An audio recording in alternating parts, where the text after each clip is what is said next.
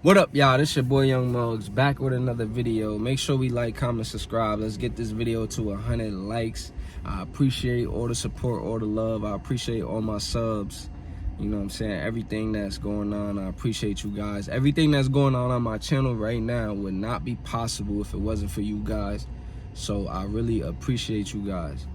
With that being said, today's video, I'm gonna be talking about my Amazon experience, and this is another reason why I won't go back to a 9-to-5. You know, I had a couple experiences that led me to my decision on not wanting to work for nobody anymore. And Amazon played a big part of my decision. So let's start off by saying I didn't work directly for Amazon. I worked for a company called Select Express. And Select Express is a private owned company, and they had a contract with Amazon. So they deliver Amazon's products. And in the Amazon building, it was about 6 or 7 companies that delivered Amazon's product in different parts of New Jersey.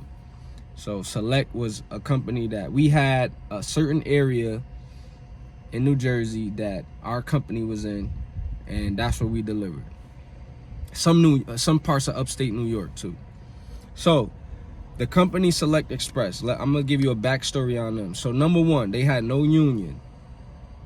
Number two, like I said, they was privately owned, and they felt like they could do well. They didn't have the regular rules. Like, they could fire you whenever they wanted.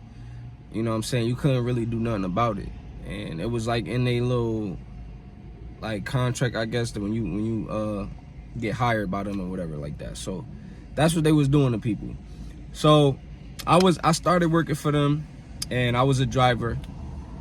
I was getting paid when I started, what I was getting paid when I started, like 15. I think I started off at $15 per hour.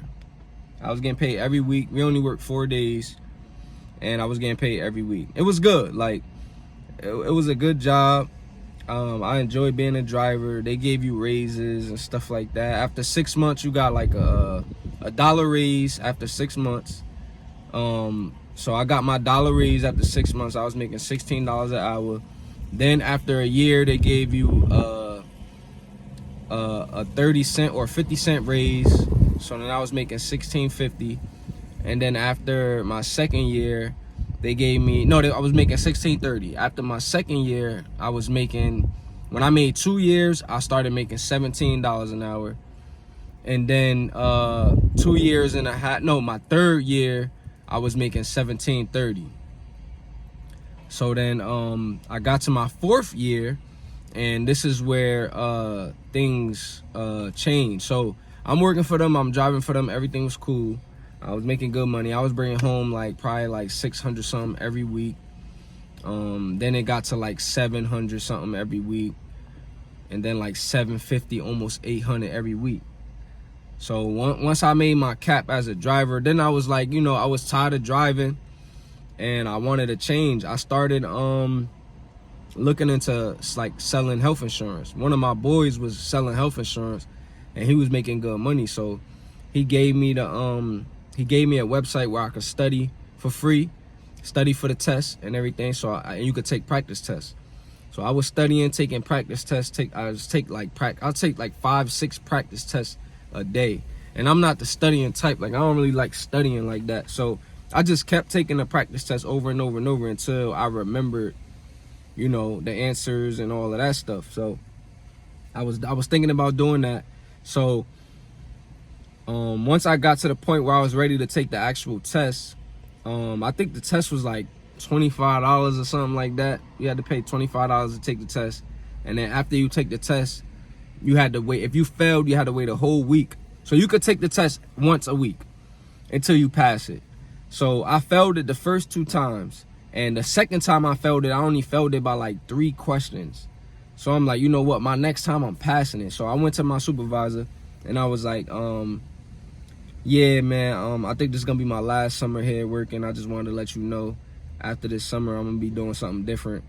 I told him what I was getting into and everything, cause me and him was pretty cool when I was a driver. Me and him was pretty cool, cause I was one of the best drivers. Like, that's one thing about me. When I work, I'ma work, and I'ma do the best job that I possibly could do to the best of my abilities.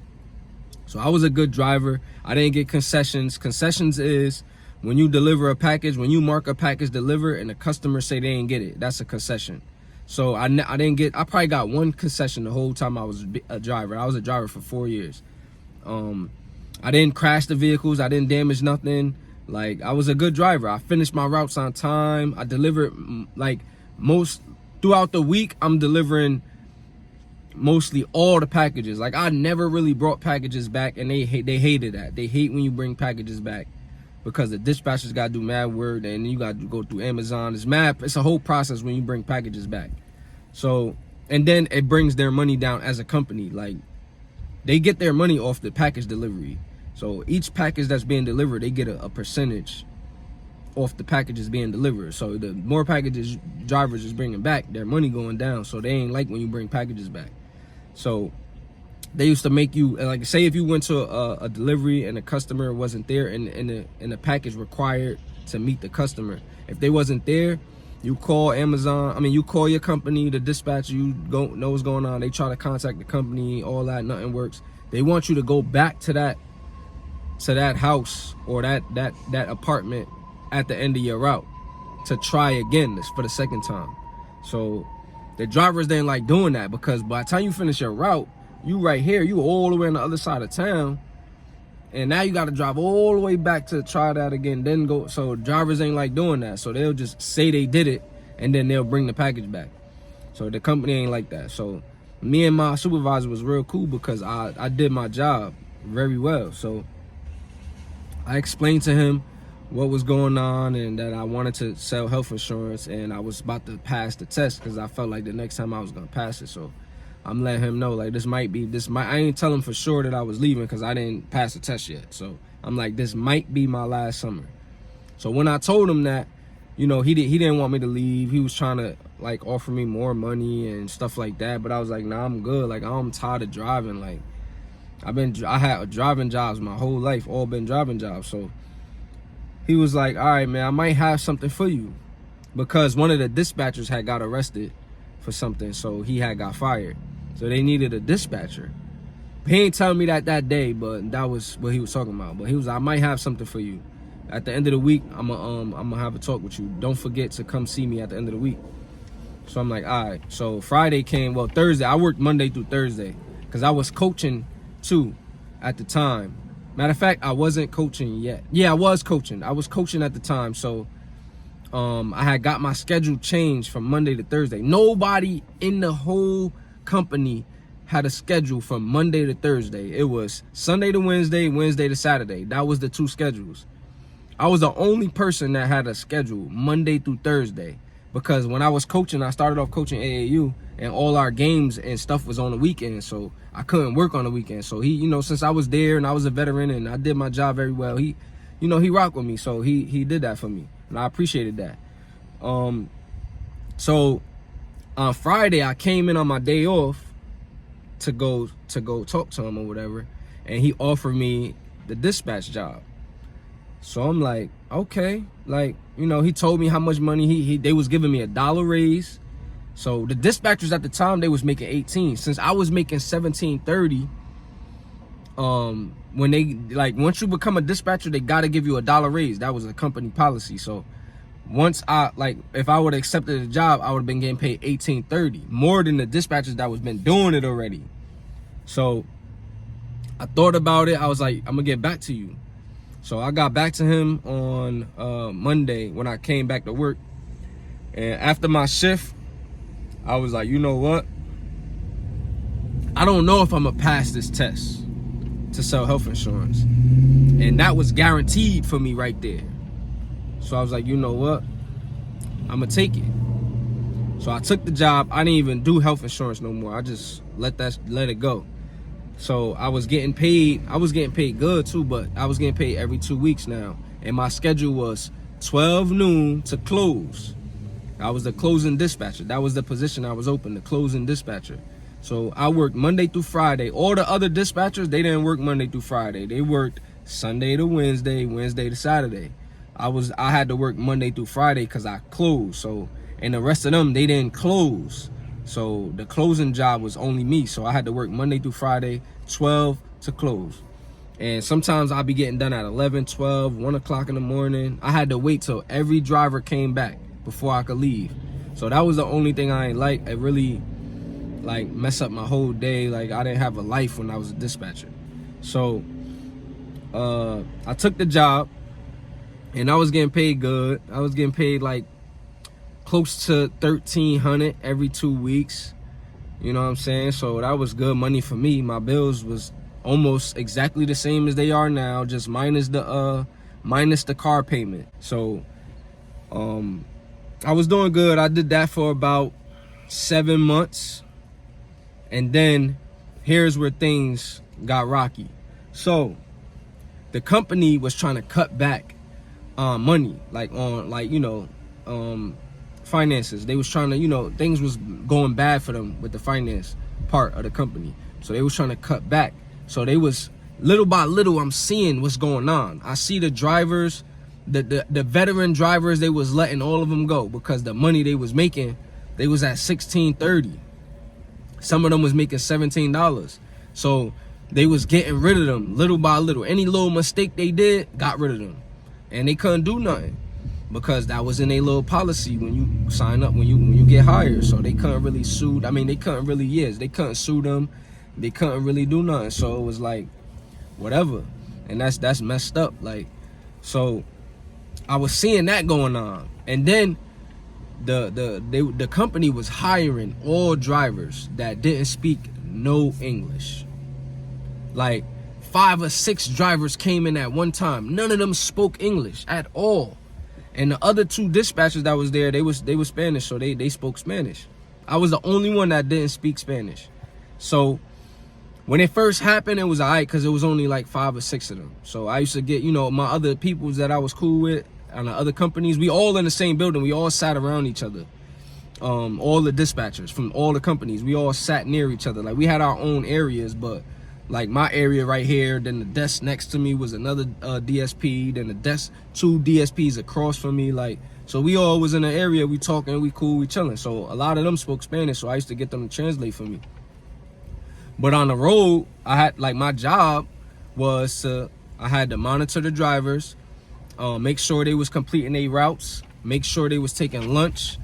You know what I'm saying? If they had any problems, they had to call me and I had to solve the problem for them. If I couldn't solve the problem, I would have to escalate it to Amazon and they would solve the problem for them. But most of the time I solved all the problems because it was just like vehicle issues or their device issue or trying to contact the customer and stuff like that. So it wasn't really too bad. Like, it was an easy job for real. Like I had to put data in the computer. I had to make sure everything, I had to do a lot of other stuff, but it was just all computer work. Like I would sit there the whole time, be watching my shows and just on the computer monitoring the routes, making sure the drivers is on a good pace and they not fooling around and stuff like that. So it was hard. It was getting hard for me to communicate with the drivers because they didn't speak English. So little by little, I'm seeing it's being difficult, and I'm like, yo, like problems is happening. I can't solve them because sometimes the other DSPs ain't around. Like if I'm the last one there, nobody else there, nobody to translate for me, and I'm trying to call the supervisor, it's late, he not answering the phone. So it's like the problem is unsolved. So little by little, these problems was not being solved. So I seen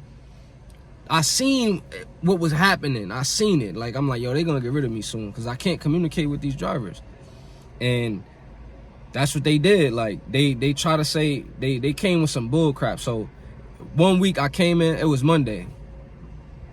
I was telling the supervisor, I'm like, yo, I don't know if I had a stomach problem. My stomach was hurting that day. Like, I was in the bathroom, had to use the bathroom. When your stomach hurt, I had the runs. I'm in and out the bathroom. So I'm like, yo, I had to start work at 12. This is happening in the morning before I came to work. So I called the supervisor. I'm like, yo, like my stomach really hurting, bro. I don't know if I can make it in today. Like, Like, I'm in and out the bathroom, like, my stomach, I don't know, I got like a virus or something. So he was like, yo, I really need you. Like, I don't have no other closer. Like, can you come in? Like, you can use the bathroom as much as you want. Like, whatever. I just need you to come in. So I came in, and he was there. He used to leave at like 3. So he's seeing what's going on. Like, I'm like, yo, I need you to cover the front for me because I got to use the bathroom again. So he like, all right, he'll come to the front, cover for me. I use the bathroom. I come back. He go back in the back and do supervisor things. So, and another thing, he used to have us doing his work, and he'd be chilling. So that's another thing. I'm like, yo, I'm helping you out and all this, and you ain't helped me out, but we gonna get there though. So I'm in the bathroom. So the other DSP comes in, like, matter of fact, it was a Wednesday when the shifts was changing. So the other DSP that's normally there in the morning, he came in at like 11, and the other one left at 11. That was the shift change. So when he came in, he came in at like 2.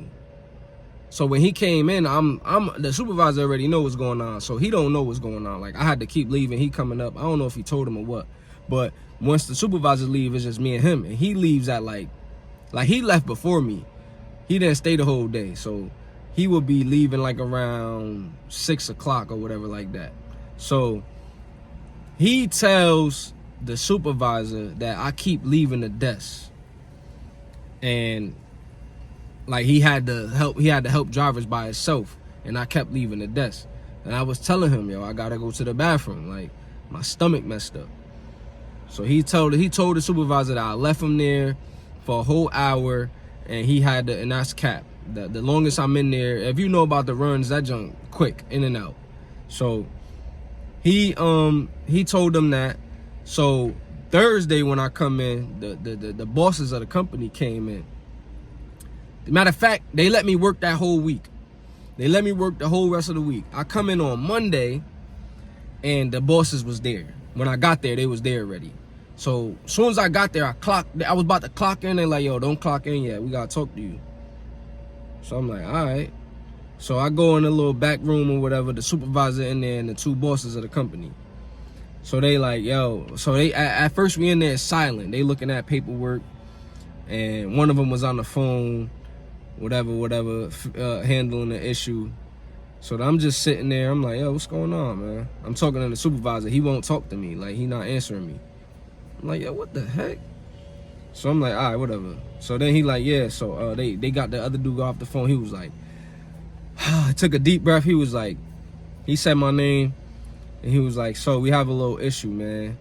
So I'm like, what's going on, bro? He like, so last week, the other dispatcher, his name was Hippolito. Can't stand him. If I see him today, I'ma slap him. Like, but he came. He was like, yo, Hippolito told us that you left him at the desk for an hour, and he had to handle all the drivers by himself. And we know that 5:30 to 6 o'clock is the most busiest time, when all the drivers is coming back at that time. So I'm like, yeah. I'm like, the supervisor name was Dana. So I'm like, yeah. Dana, like, I told him, like, yo, Dana knew I had a stomach problem that day. Like, I had a stomach issue. I was in and out the bathroom. Like he knew that. And he, you know what I'm saying? I don't know if he communicated that with him or not, but he knew that. And I told him, I tried to call out. He told me to come in. I came in when I was sick. So I'm like, that's why I kept leaving the desk. And it wasn't for no hour. It was like, the most I left the desk was like 15, 20 minutes. I had to go to the bathroom. What you want me to do? Use the bathroom myself? So he like, we gonna check the cameras and we gonna see if you was in the bathroom. But then Hippolito, they told me that Hippolito, they had a ping pong table in the back. He was like, I kept leaving the desk to go play ping pong. I'm like, what? So I'm like, check the cameras. Let's check the cameras. Let's see where I was at. So I'm like, no. Y'all say y'all want to check the cameras. Let's go to Amazon. Let's check the cameras. So now Amazon had a policy, right? Their policy was no companies could check the cameras and review the cameras if it had nothing to do with Amazon. That's they building. So if y'all problems had nothing to do with them, ain't no checking the cameras. So they were saying that I already knew that because I was trying to get in with Amazon too. Like I used to be cool with the Amazon people. I was trying to get a job directly for them. You know what I'm saying? They was getting paid like $20 an hour. So, you know, I'm trying to move up. So, and they saw I was a good dispatcher. So they like, yo, we could use you over here. As soon as a spot opened up, we gonna try to get you in or whatever. So I'm like, all right, bet. So I already knew. They told me the policies and all that. So I'm like, all right, whatever. Let's go check the cameras then. Come on, let's go together. So they was like, nah, we're going to check the cameras and we're going to send you home today and we're going to contact you when we check the cameras and we find out everything that's going on or whatever. So long story short, when I got home, as soon as I pulled up to my block, my phone started ringing. It's the company, Select. So I answer the phone. They like, yeah, they said my name. They like, yeah, so such and such, we gonna have to let you go for stealing time. I'm like, what? For stealing time? I start wilding. I'm like, man, get out of here. Man, damn, I'll start calling the supervisor. He ain't want to answer. I'm like, yo, that's some bull crap, bro. Like, y'all just gonna let me go? All the good work I done for y'all, like 5 years. Like 5 years, all this good work that I done for y'all gonna let me go. I never been written up. I never been in trouble. None of that. They was trying to say, oh, you been written up before. I'm like, how I been written up and I ain't never get no write-up? I ain't never signed no paper. Supervisor ain't never come to me and say you getting written up. So how I been written up? Well, we have on file that you been written up. I was like, show me the proof. They couldn't show me no proof of nothing they was talking about. Every time I said show me the proof, they switched the subject around and talk about, well, we'll get to that later. No. I told them, let's go check the cameras. They want to switch the subject. So they just wanted to get rid of me because of the communication with the driver's part. I already knew that was happening. So I'm like, yo, but dad, y'all had to do it like this? Like, y'all could have put me back as a driver. Like, I would have went back as a driver. Like, you know what I'm saying? I couldn't, I had to pay my bills. Like, y'all just, one day I'm working, next day I'm gone. Like, that's junk crazy, bro. That's the main reason why I was like, you know what? I'm never working for nobody again because that's how y'all do me. Like, and back then I wasn't really saving money. Like, I was chilling. Like, I was getting $1,300. Like, one check, I paid all my bills and I had like $400 left over. Some months I got 3 checks.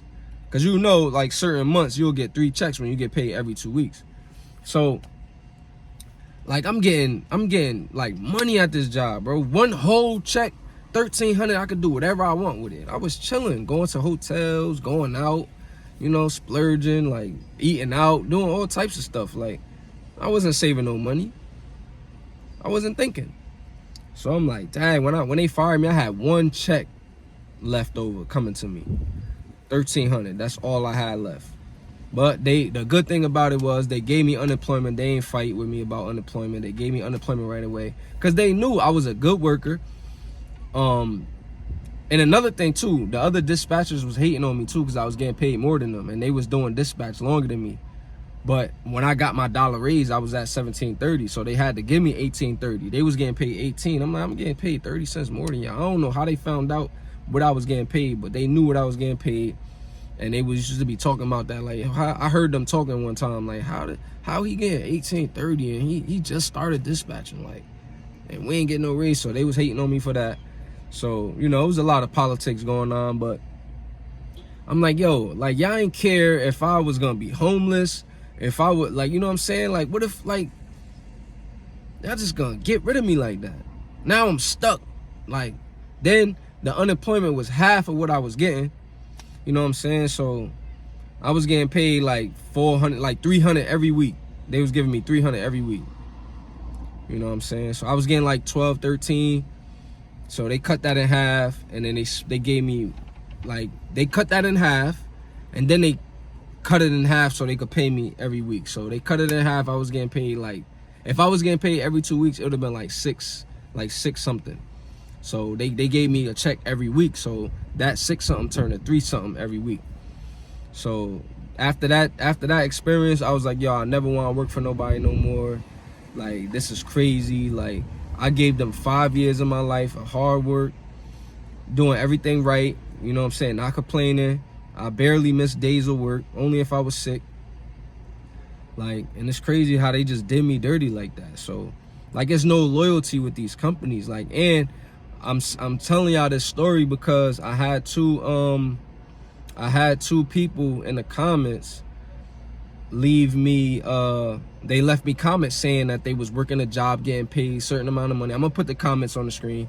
Certain amount of money, and they just got laid off out of nowhere. So it's like, yo, it's no loyalty. Like, what if I had a house with a mortgage? That little $300 a week wasn't gonna help me pay my mortgage. My house would have been in foreclosure. Like, you know what I'm saying? I would have been out of luck. Like, so it's like, yo, these companies got no loyalty, man. This is why I want to become my own boss. Like, and when I start my businesses where I have employees, I'm gonna do it different, man. I'm not gonna treat my employees the same like how I've been treated. You know what I'm saying? It's gonna be like a family. Like, you know what I'm saying? They helping me get money. At the end of the day, I'm not getting money if these employees don't work. So how I'm treating them like garbage? Like, how the employees getting treated like garbage, and we're the backbone of the company? Without us, y'all have to get out y'all chairs and come do this work yourself. Y'all don't want to do that. Y'all want to sit back and collect money. Y'all want to be the boss. So how y'all gonna treat us like garbage? And we the ones that's making y'all the money. You know what I'm saying? That's why every chance I get, I show y'all appreciation, and I tell y'all how much I love the fact that y'all showing me support and love, because without y'all support and love, like, my channel is, you know what I'm saying? You know, you gotta appreciate the people that help you get to where you at, or help you stay where you at. The employees help those business owners stay where they at. They help them stay being a boss. You know what I'm saying? So that's why you should treat your employees better. Like, all these companies need to treat their employees better, man. You know what I'm saying? Look at the port situation. When the strike. If the employees was getting treated the way they felt like they deserved to be treated, that strike would have never happened. You know what I'm saying? Them ports, they making millions. There's no way they shouldn't be able to pay their employees the money that they want to pay. All the stuff that them port people got to do. Like, people be getting crushed by containers at the port. Like, the people that's on the boats, driving the boats, bringing the containers, like, they got to go through crazy types of weather and storms and all types of stuff to get them containers to the ports. Like, come on, man, they should be getting paid what they deserve. Like, you know what I'm saying? That's why, you know, I am the way I am. I'm not this way because I just don't, like, I don't want to work a 9 to 5. No, I'm this way for a reason. I had several jobs. Like, I worked several jobs. Warehouse jobs, security, dispatching, driving, you know, all types of stuff. Like, I'm not no, you know what I'm saying? I work, bro. Like, I need money, so I go get it. Like, I'm not no lazy dude when it comes to money. Like, I'm gonna get my money. I'm gonna pay my bills. I'm gonna make sure my bills is paid. You know what I'm saying? I just want to be treated the way I should be treated, you know what I'm saying? And working for somebody, you never know. Like, you never know what's going on. Like, they don't tell you what's going on until you about to get fired. Like, so it's like, man, I can't deal with that. I can't put my life in somebody else's hands. I can't do that. Because at any given moment, you out of there. So this is the reason why, this is one of the biggest reasons why I made the decision not to work for nobody anymore. You know what I'm saying? I hope you guys enjoyed this video. Make sure you like, comment, subscribe.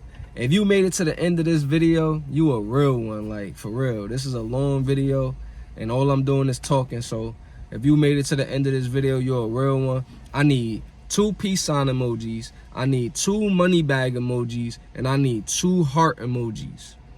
So that's 6 emojis. If you made it to the end of this video, I need to see all 6 of those emojis. And I appreciate you guys. This your boy Young Muggs. That's the end of the video. I'm going to see y'all in the next video. Peace.